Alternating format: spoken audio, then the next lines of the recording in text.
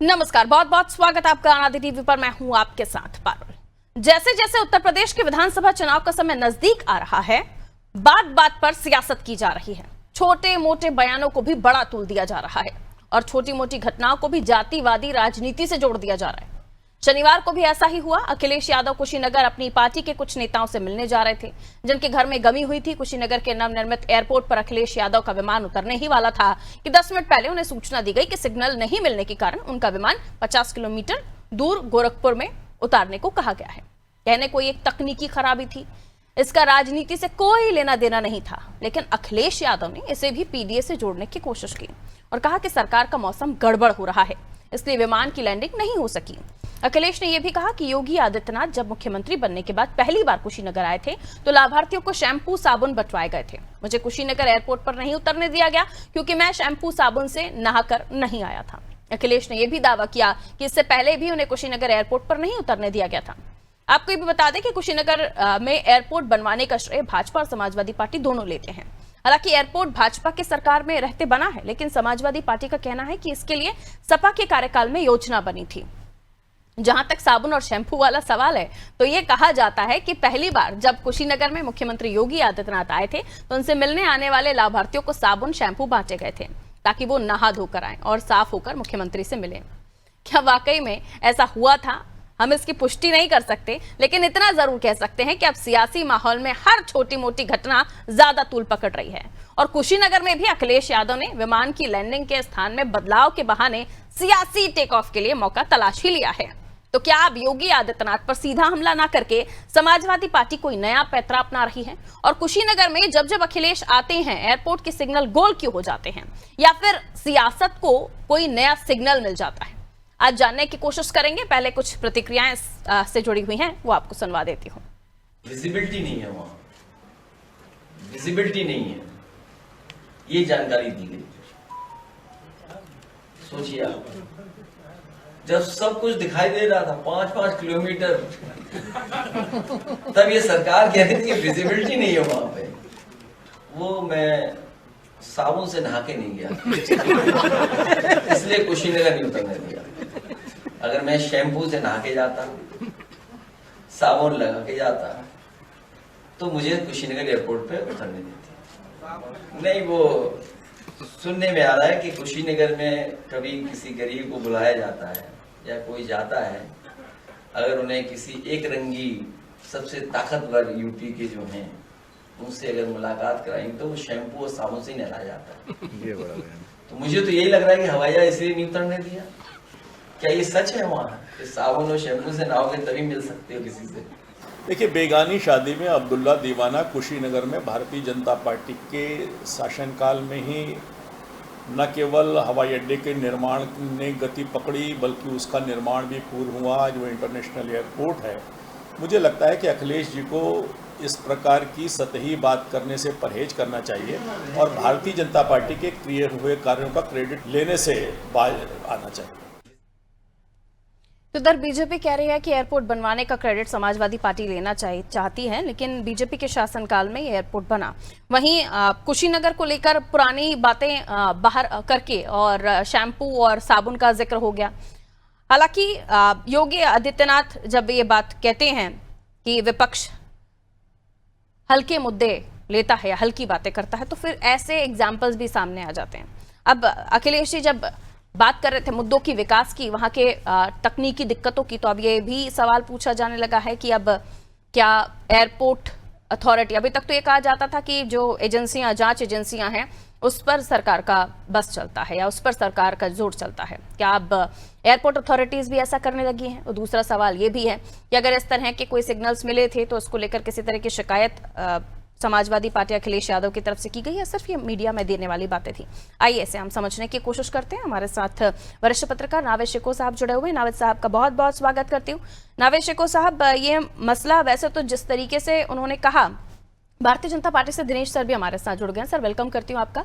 नावेद साहब, जिस तरीके से इस बात को अखिलेश जी ने कहा साबुन शैम्पू का जिक्र करके, हालांकि मुद्दा बहुत पुराना है साबुन शैम्पू वाला, लेकिन यहाँ पर जब वो बात रख रहे थे, टेक्निकल प्रॉब्लम की बात रख रहे थे, और अगर टेक्निकल प्रॉब्लम की मैं अगर इसको टेक्निकल तरीके से समझने की कोशिश करूं तो 5 किलोमीटर की बात वो कह रहे थे। 5 किलोमीटर बहुत ज्यादा बड़ी बात नहीं है। दिल्ली और ऐसी जगहों पर जहां पर विजिबिलिटी बहुत कम होती है वहां पर भी एयरपोर्ट पे फ्लाइट्स की लैंडिंग, प्लेन्स की लैंडिंग होती है। तो ये सवाल भी उठता है कि आखिर किसने कहा, क्यों आखिर उनको अपने प्लेन का रुख गोरखपुर की तरफ मोड़ना पड़ा। दूसरा सवाल ये भी उठता है कि ऐसे समय पर जब आप अगर ये प्रॉब्लम आप दिखा रहे हैं कि कुशीनगर में ये तक फैसिलिटी नहीं है कि कम विजिबिलिटी में प्लेन को उतारा जा सके, तो ये मुद्दा विकास से जुड़ा हुआ था। इनको इस तरीके से शैम्पू और साबुन से जोड़कर कहना, इतने बड़े नेता हैं, कैसे देख रहे हैं शिको साहब? पारुल जी, ये बात बिल्कुल सही है कि हमारे देश में कई बड़े राजनीतिक दल हैं, बड़े बड़े नेता हैं, उनका सम्मान है, उन्हें हम लोग वोट देते हैं, अपने लोकतंत्र की सबसे बड़ी ताकत से उनको एक बड़ी शक्ति देते हैं। किसी को सत्ता की जिम्मेदारी देते हैं, किसी को विपक्ष की जिम्मेदारी देते हैं। दोनों जिम्मेदारियां बहुत बड़ी हैं, इस देश की रक्षा, सुरक्षा और विकास के लिए देते हैं।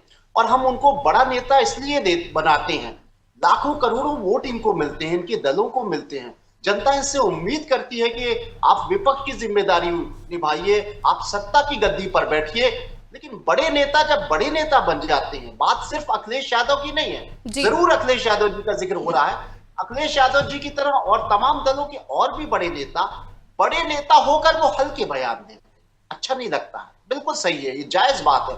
आपकी डिबेट का ये कंटेंट, ये सब्जेक्ट बिल्कुल जायज है कि जनता को भी अखरता है कि हमने तुम्हें बड़ा पद दिया है, बड़ी जिम्मेदारी दी है, बड़ी बातें करो। इस देश को बहुत कुछ जरूरत है, बहुत इस देश को आगे बढ़ना है, विकास करना है। बहुत सारी कमियां भी हैं अभी हमारे देश में, बहुत दुर्भाग्य का विषय है। हम सब बहुत दुखी हैं।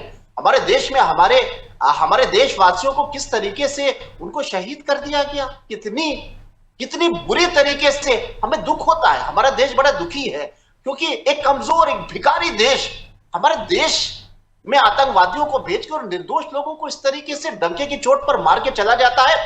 हमें सोचना है, हमारे देश के नेताओं को सोचना, इतनी बड़ी हमारे देश की ताकत, ये सब कैसे हो रहा है? हमारे देश में तमाम परेशानियां हैं, उसका सॉल्यूशन कैसे निकले? हमारे में क्या कमियां हैं, हमारे में क्या खूबियां हैं, कौन सी योजनाएं ऐसी हैं जो जनहित में है, कौन सी नहीं है? ये नेताओं को ये बयान देना चाहिए, ना कि साबुन और कंघी और शैम्पू, ये सब चीजें आप एक गली छाप पे कोई सभासद लेवल का कोई नेता दे तो मुझे लगता है कि शायद वो सूट कर जाए। लेकिन नेशनल लेवल पर 36-37 सांसद जिस पार्टी के, उसका मुखिया इस तरह के बयान दे रहा है, ठीक है, आप दीजिए, आप किसी अपने घरेलू स्तर पे दीजिए। नेशनल प्लेटफॉर्म पर आप एक बड़े प्रेस कॉन्फ्रेंस में एक बड़े चैनल को बाइट दे रहे हो और इतनी छोटी छोटी बातें कर रहे हो, जबकि देश की कई समस्याएं हैं, कई भारतीय जनता पार्टी की सरकार में भी कमियां हैं। आप उसको बड़ी बड़ी बातों को आप उकेरो, उसको इनको उनका कंधा हिलाओ, कुछ अच्छा करने के लिए प्रेरित करो। आपका क्या योजना है? ये कंघी और शैम्पू, ये बातें मुझे लगता है कि बड़े नेता की छोटी बातें अगर होती हैं तो इस देश की जनता को दुख होता है कि हमारे वोट इतना कमजोर था, हमने इनको विपक्ष की जिम्मेदारी दी, हमने इनको मुख्यमंत्री बनाया, हमने इनको गृह मंत्री बनाया। बयान क्या दे रहे हो इतने छोटे छोटे? कोई धर्म की बात कर रहा है, कोई जाति की बात कर रहा है। साफ धर्म और जाति से हर चीज का कनेक्शन जुड़ गया है, जबकि हमारे देश में शिक्षा की बहुत जरूरत है, रोजगार, दूसरे देशों में रंगों की बात होती थी, गोरा सफेद, अब यहाँ पर भी देखने लगे अखिलेश जी, मुझे लगता है। नाविद साहब जी हाँ, बिल्कुल, ये एक छोटी बातें हैं। बात सिर्फ ये नहीं है कि आपका मुकाबला योगी आदित्यनाथ से है तो आप गोरखपुर को ही टारगेट करो। अरे आप विपक्ष के उत्तर प्रदेश के बड़े नेता हो, आपको इस देश की जनता ने बहुत सारे आपके सांसद जिताए हैं। आप राष्ट्रीय मुद्दों पर बात करो, आप इस बात पर, राष्ट्रीय सुरक्षा पे बात करो, आप इस बात पे बात करो कि कश्मीर में कैसे ये भिखारी देश के कुछ आतंकवादी घुस के हमारे साथियों को, हमारे देश के निर्दोष लोगों को, हमारे देश की जो कश्मीर की बचना चाहिए ऐसे बातों को करने से। बिल्कुल, उनके व्यक्तित्व को बिल्कुल ऐसी बातें शोभा नहीं देती हैं, क्योंकि वो एक बड़े नेता हैं और ऐसे कद के नेता को इस तरह के हल्के बयान नहीं देने चाहिए। ये प्रतिक्रियाएं हर जगह से सामने आ रही हैं। मैं लौटूंगी आपके पास, सपा से रविंद्र जी भी हमारे साथ जुड़ गए। रविंद्र जी, बहुत स्वागत करती हूँ आपका। मैं लौटूंगी आपके पास, दिनेश जी के पास जा रही हूँ। दिनेश जी, ये बयान उन्होंने इसलिए भी जोड़ा क्योंकि उनका कहना है कि जब पहली बार मुख्यमंत्री आए थे तब साबुन शैम्पू बंटवाए गए थे ताकि ना आकर लोग उनसे मिलें।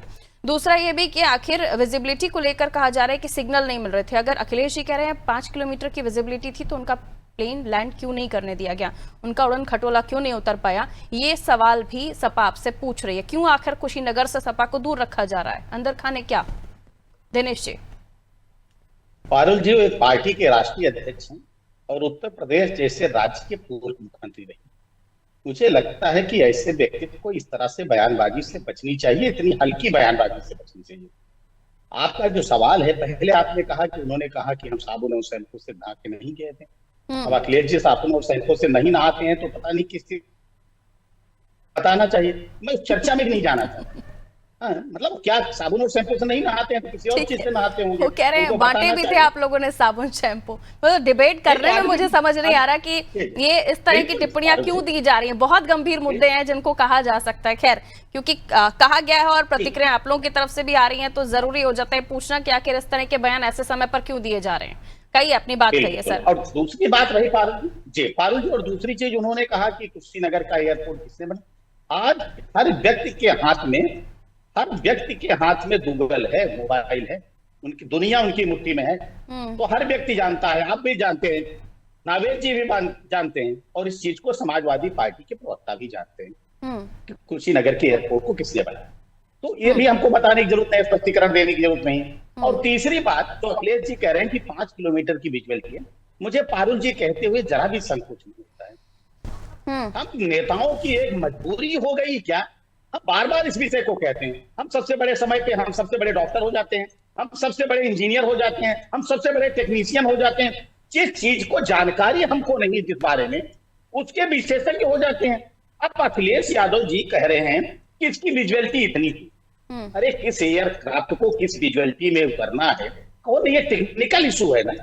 अगर आपको कहीं तो संदेह है तो निश्चित तौर पर इसको आप पत्र लिखकर, टेलीफोन करके उस विभाग से जानकारी प्राप्त करना चाहिए। अगर सरकार को इतना ही होता, आपको एयरपोर्ट को, आपको गोरखपुर लैंड सुरक्षित आप लैंड कर सकते।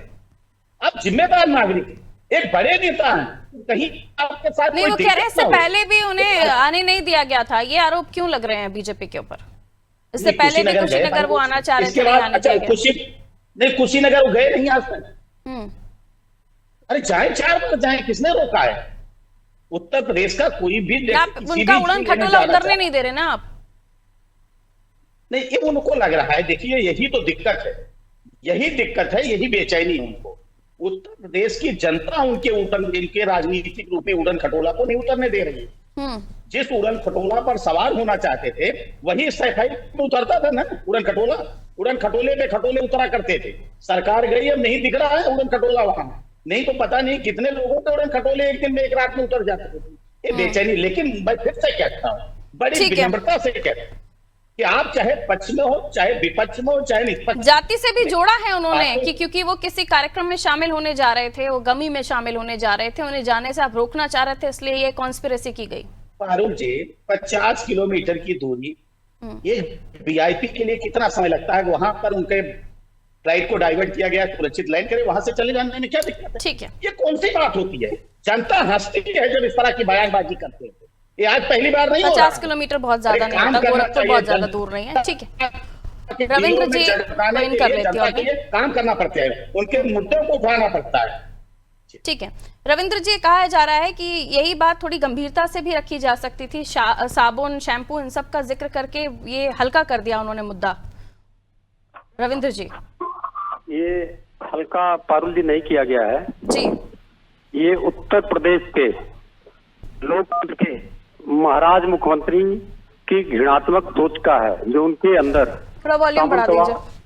जी सर। जो उनके अंदर सामंतवाद भरा हुआ है। इस सत्य घटना पे ये जो स्टेटमेंट है माननीय अखिलेश यादव जी का, इस सत्य घटना पे आधारित है। मुसहर समाज का सम्मेलन था, उसमें गए थे और मुसहर समाज के लोगों को, जो ट्राइबल है और मेरे ख्याल से दुनियावी सारी चीजों से वंचित करता है, उनको आगे प्रशासन ने साबुन से, शैम्पू से नहला धुला के तो पेश किया था। तो इसलिए उनका सत्य घटना पे आधारित है और उस घृणित सोच को प्रकटीकरण करता है जो सामंतवादी सोच है। और ये सोच बार बार दिखी है जब उत्तर प्रदेश के महाराज मुख्यमंत्री अपने आवाज करते हैं तो गंगा जल से धुलवाया है। जब माननीय किसी मंदिर में जाते हैं तो उसको गंगा जल से धुलवाया जाता है। तो इस प्रकार का जो घृणित कार्य है उसका प्रकटीकरण एक सत्य घटना पे किया गया है तो गलत हो ही नहीं सकता है। जो लोग इसको गलत बोल रहे होंगे उनको या तो सत्य की जानकारी नहीं होगी या उस सोच के बारे में जानकारी नहीं रखते होंगे। तो इस सोच को हम सबको, आप सबको, या जितने पैनलिस्ट बैठे हैं यहाँ सबको इस सोच को दबाना है, इस सोच को खत्म करना है। नहीं खत्म करेंगे तो भारत का उत्थान नहीं होगा जो बाबा साहब भीमराव अम्बेडकर जी चाहते थे। ठीक है रविंद्र जी, ये भी पूछा जा रहा है कि हर एक मुद्दे को आप जाति से, पीडीए से जोड़ रहे हैं, ये कनेक्शन आप विधानसभा के लिए करना चाहते हैं? हम राजनीतिक पार्टियां हैं तो राजनीतिक क्षेत्र में तो काम करते ही रहेंगे, लेकिन ये घटना कोई ऐसी काल्पनिक घटना तो है नहीं। जो सही घटना की गई है और जातीय सोच को देख के की गई है और उस मुख्यमंत्री ने किया है जो महाराज भी है और क्षत्रिय भी है, तो जातीय कौन है ये तो एकदम समझ की बात है कि जातीयता कौन दिखा रहा है। अच्छा, जाति के साथ साथ इस बार पहली बार रंग का भी जिक्र हो गया। रंग का जिक्र बहुत पहले से है क्योंकि मुख्यमंत्री सारे मंच से केवल रंग का ही बात करते हैं, तो उन्हीं की बात हुए हम लोगों ने रंगों की बात कही। ठीक है, ये जी उस पर बात जरूर करेंगे। रविंद्र जी, ये कहा गया कि अगर इस तरह की कोई परेशानी थी तो आपने किसी वहाँ एयरपोर्ट अथॉरिटी से किसी तरह की बात की या फिर किसी संस्था के सक्षम से शिकायत दर्ज की, कुछ ऐसा स्टेप आपकी तरफ से हुआ या फिर अखिलेश जी ने सिर्फ वहाँ प्रेस कॉन्फ्रेंस में ये बात कही है? इसकी जानकारी आप ये जानती होंगी जी। कहीं भी कोई भी करना होगा तो पहले डीजीसीए से वहां पर बात चली जाती है, व्यक्तिगत रूप से बातें नहीं जाती है जी, बातें डीजीसीए से जाती हैं। तो सारी बातें जो हम लोग कर रहे हैं डीजीसीए के पास ऑनलाइन रिकॉर्ड होगा। ठीक है, यानी उनके पास तो खैर रिकॉर्ड होगा, लेकिन इस बाबत शिकायत या फिर कोई रिपोर्ट आपकी तरफ से नहीं पूछी गई, ये मैं पूछना चाह रही थी। हम उतरना चाहते हैं, अगर हमको नहीं उतरने देगा लोकल प्रशासन ही, मान लीजिए अखिलेश यादव जी बस्ती जनपद में जाना चाहते होंगे और वहाँ का प्रशासन नहीं उतरने देगा, कई बार ऐसा हो चुका है, तो नहीं उतरने देगा तो हम क्योंकि हवा में है हम बाध्य हैं इंस्ट्रक्शन मानने के लिए। क्योंकि आप लोगों की तरफ से कहा गया कि 5 किलोमीटर की विजिबिलिटी थी, तो क्या एयरपोर्ट का ट्रैफिक जो था, एयर ट्रैफिक रिपोर्ट, इसके बारे में आप लोगों ने कोई जानकारी दी या टेक्निकल फैक्ट्स इसके बारे में क्या कुछ था? क्योंकि सिर्फ कह देने भर से हकीकत नहीं हो जाता सर। देखो, टेक्निकल फैक्ट्स के बारे में केवल 2 लोग रिस्पॉन्सिबल होते हैं, एक जो हवाई जहाज या हेलीकॉप्टर चला रहा है, मतलब जो भी फ्लाइंग इम्प्लीमेंट है उसको चला रहा है, और दूसरा जो डीजीसीए का सिग्नल होता है। इसके सिवा कुछ भी रिस्पॉन्सिबिलिटी नहीं होती है, ये 2 लोग ही बता सकते हैं, वो जो 2 लोग सूचना देंगे उसी को प्रसारित करते हैं। ठीक है, लेकिन एक और सवाल मैं पूछना चाह रही हूँ आपसे कि अगर सिग्नल के बारे में नहीं पता चलता या कोई अनहोनी हो जाती तो फिर जिम्मेदार कौन होता? तो हमने तो कहना माना, अनहोनी की बात ही छोड़ दी, हम लोग तो कहना मान ही गए ना, उन्होंने कहा नहीं करने देंगे। तो यानी आप मान रहे हैं कि अगर कुछ किया गया होगा तो गलत के लिए तो नहीं किया गया होगा, कुछ त्रुटि हुई होगी या कुछ ऐसी दिक्कत आ रही होगी तभी कहा गया होगा? दिक्कत एक बार आती है, बार बार तो आती नहीं, ये दूसरी तो बार ऐसा कितनी बार कुशीनगर के ट्रिप लगा रहे हैं अखिलेश जी? ये इस पे रोक तो नहीं है ना, कुशीनगर का नहीं, वही तो मैं पूछ रही हूँ, बार कितनी बार हो गया ऐसा, वही मैं पूछ रही थी आपसे। ये दूसरी बार था कुशीनगर पे, और अन्य जनपदों में तो बहुत बार, याद भी नहीं कितनी बार उनको दिया गया। ठीक है, तो बार अखिलेश जी के उड़न खटोलने में दिक्कत क्यों आ रही है दिनेश जी? उन्हें उतरने नहीं दिया जा रहा है, वो कह रहे हैं कि ये जाति वाली राजनीति आप लोग करते। जरा ऑडियो दीजिए दिनेश जी का। जी पारुल जी, असल में क्या है कि वे रविंद्र जी ने कहा कि सामंतवादी सोच का साथी, सामंतवादी सोच कहाँ दर्शाती है? जिस नेता को, जिस यदुवंशी नेता को गाय के गोबर से बदबू आती हो, सामंती सोच आगे जो आदमी जाति के नाम पर राजनीति करता हो, धर्म के नाम पर राजनीति करता हो, सामंती सोच वहां दिखती है। और जो सिर्फ अपने परिवार को भी सब कुछ दे देना चाहता है, अपने आप ही सब कुछ प्राप्त कर लेना चाहता है, उसी को सामंती सोच, उसी को दर्शाती है। और दूसरी चीज, रविंद्र जी ने कहा हमने तो बात मानी, हम गोरखपुर लैंड के, जब आपने उनकी बात मानी तो फिर सवाल कहां से पैदा हुआ? तो आपको सवाल ही नहीं करना चाहिए था। आप जब सवाल कर रहे हैं तो इसका मतलब कि आप बात नहीं मान रहे हैं, आपको उनके ऊपर विश्वास नहीं, एयरपोर्ट अथॉरिटी के ऊपर आपको विश्वास नहीं, डीजीसीए के ऊपर आपको विश्वास नहीं, अखिलेश यादव जी पूछ सकते हैं, मांग सकते हैं, डीजीसीएल से मांग सकते हैं कि क्या कारण रहा, मुझे क्यों नहीं उतरने दिया गया, विजुअलिटी की प्रॉब्लम थी, सिग्नल की प्रॉब्लम थी। लेकिन जहां पूछना है वहां नहीं लिखेंगे, कभी नहीं लिखेंगे। नहीं तो ये एयरपोर्ट अथॉरिटी से नहीं हो रहा ना सवाल, ये तो आप ही से हो रहा है कि आप लोग नहीं चाहते कि वो कुशीनगर आए, तो फिर ये सर फैक्ट रिलीज करने पड़ेंगे ना आप लोगों को भी, एयरपोर्ट अथॉरिटी को बोलकर कि आरोप आप ही के ऊपर लग रहे हैं सीधा। अगर वो नहीं बता रहे तो आप बताइए। किसने कहा कि वो ना आए? हम तो कह रहे हैं कि उत्तर प्रदेश का कोई भी नागरिक या देश का कोई भी नागरिक, ठीक है, तो कहीं भी आ जा सकता है, पूरे उत्तर प्रदेश के किसी जिले। हाँ, उनको सत्ता में उत्तर प्रदेश की जनता जरूर नहीं आने दे रही, वही बौखलाहट है। जितने इस तरह के स्टेटमेंट आजकल आ रहे हैं हल्के स्टेटमेंट, सिर्फ उसी की छटपटाहट तड़पड़ाहट है और कुछ नहीं है। और उत्तर प्रदेश की जनता उनको आने भी नहीं देगी। ये तो सही है रविंद्र जी के, अगर 50 किलोमीटर बहुत लंबा तो डिस्टेंस नहीं था, और ऐसा तो नहीं है कि आप अगर फ्लाइट से नहीं लैंड हो पाए तो 50 किलोमीटर चलकर नहीं जा सकते थे, या आपका काफिला नहीं जा सकता था। तो ये तो कि आप जाने नहीं दे रहे, अगर आप पहुंच रहे हो वहां पर और आपको वहां सीमाओं पर रोका जा रहा है तो बात अलग है। ये तो टेक्निकल इशू है, कोई अनहोनी हो जाए तो फिर आप कॉलर सरकार का ही पकड़ेंगे, एयरपोर्ट अथॉरिटी का पकड़ेंगे। देखिए, ये तो एक कुदरत की तरह हो गया। अगर हम उतरना चाह रहे हैं, मतलब हमने प्री इंफॉर्मेशन दे रखा है। नहीं, वो कह रहे हैं आप जाना चाह रहे हैं तो रोका किसने? वो तो कुतर तो कुछ भी दिया जा सकता है। हम जाना चाह रहे हैं, हमको वहां लैंड नहीं करने दिया गया। फिर उसके बाद हम अपने मन से नहीं कर रहे थे, हम पूरी तरीके से हम आधारित हो जाते हैं। इस तरीके से हमारा पायलट हमें गाइड करता है। जो पायलट गाइड करेगा हमें उसी हिसाब से चलना पड़ेगा। नहीं, पायलट ने गाइड कर दिया, एयरपोर्ट पर आपको उतरने दे दिया। गोरखपुर से आप नहीं जा सकते थे कुशीनगर, क्या? ये सवाल पूछ रही हूँ मैं। जी बता तो रहे, गोरखपुर हम हवाई हेलीकॉप्टर में बैठे हुए हैं। अब हमें उतरना है गोरखपुर में, तो उस लैंड की उतरने की परमिशन लेनी पड़ती है स्थानीय प्रशासन से। नहीं तो गोरखपुर तो उतारा ही गया ना आपको, आप कह रहे हैं वहां जाने के लिए कहा गया, वहीं रुकने के लिए कहा गया। नहीं, स्थानीय प्रशासन तो हमको नहीं तुरंत अनुमति दे देगा ना गोरखपुर का। ठीक है, ये हो सकता है कि ठीक है नाविद साहब से एक नहीं, अभी रुकिए दिनेश जी, नाविद साहब कहिए। मैं कह रहा हूँ कि ऐसा नहीं होता है जब कभी आप कहीं भी ट्रेवल कर रहे हो।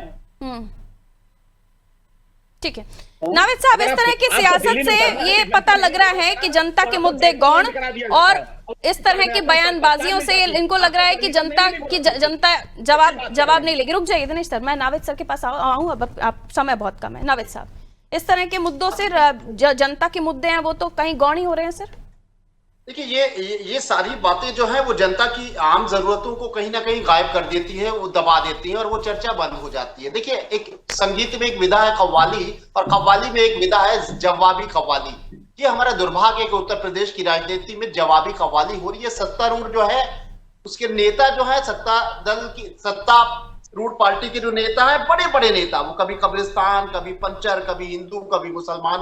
विपक्ष के नेता अखिलेश यादव हर जगह जाति ढूंढ लेते हैं, हर मामले में उनकी कहीं ना कहीं पीडीएफ फिट हो जाता है। ये पिछड़ा था तो ये कर दिया, और हम दलित हैं तो उनके साथ ये कर दिया, वो अगड़े हैं तो वो क्षत्रिय हैं, ये चीजें। और उधर आपके डिबेट में कहना है ये भी स्ट्रैटेजी के साथ दिया गया बयान था जो उन्होंने साबुन और शैम्पू का जिक्र किया। बिल्कुल, भाजपा के कई बड़े बड़े नेताओं की बातें हुई हम लोगों ने की, वो कभी कह रहे हैं कि साहब वो कहीं ना कहीं वो हिंदू मुसलमान को जोड़ लेते हैं, ये जाति को जोड़ लेते हैं। यानी उन्होंने ये ठान ली है कि सत्ता जातियों से ऊपर सियासत होगी नहीं, ऐसा लग रहा है उत्तर प्रदेश की राजनीति में। सर, समय इतना ही इजाजत दे रहा था, माफी के साथ मुझे आप लोगों से परमिशन लेनी होगी, बहुत बहुत शुक्रिया।